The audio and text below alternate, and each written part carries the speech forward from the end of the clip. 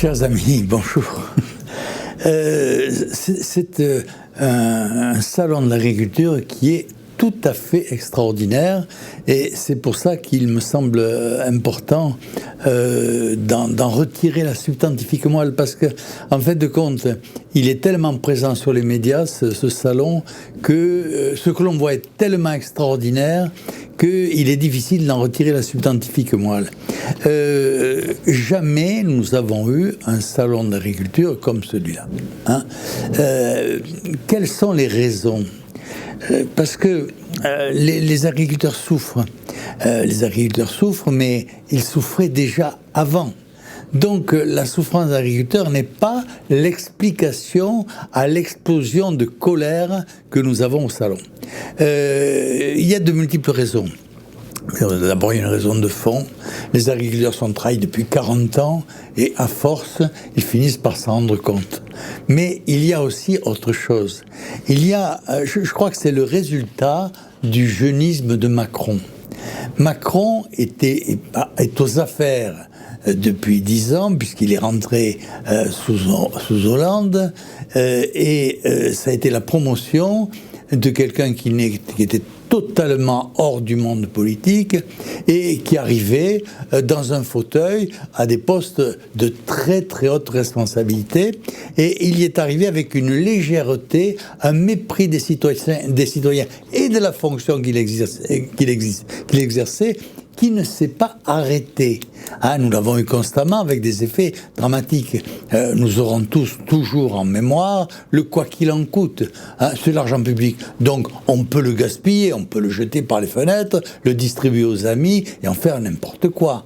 Mais après, le jeunisme, c'est à courte vue. Le jeunisme, c'est l'amateurisme, c'est la prétention, c'est l'orgueil. En fait de compte, c'est le mépris des gens. Et ce mépris, à force, on le sent. Et les agriculteurs l'ont senti. Et c'est contre ce mépris qu'ils ont réagi. Et il est vrai que le salon envahi par les CRS, ça n'aide pas à créer un bon climat. Et les déclarations méprisantes non plus. C'est gravissime, parce que les malheurs, les drames qui se développent sur l'agriculture se développent sur tous les autres secteurs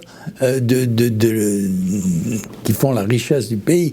Tous les secteurs sont atteints de cette maladie et subissent les résultats de cette maladie dont le président n'arrive pas à se corriger, parce que je pense tout simplement que personne n'ose lui dire les travers qu'il a, les fautes qu'il commet, parce que là c'est pareil, on s'attaque à Dieu et Dieu ne supporte pas la critique.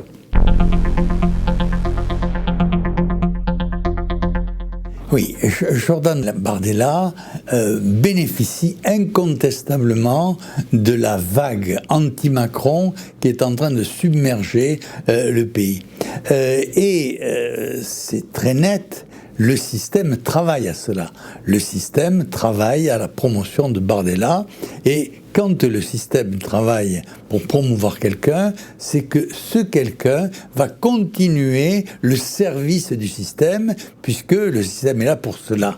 Et à cette analyse de principe, si j'ose dire, s'ajoute un autre élément. On nous vend de nouveau du jeunisme.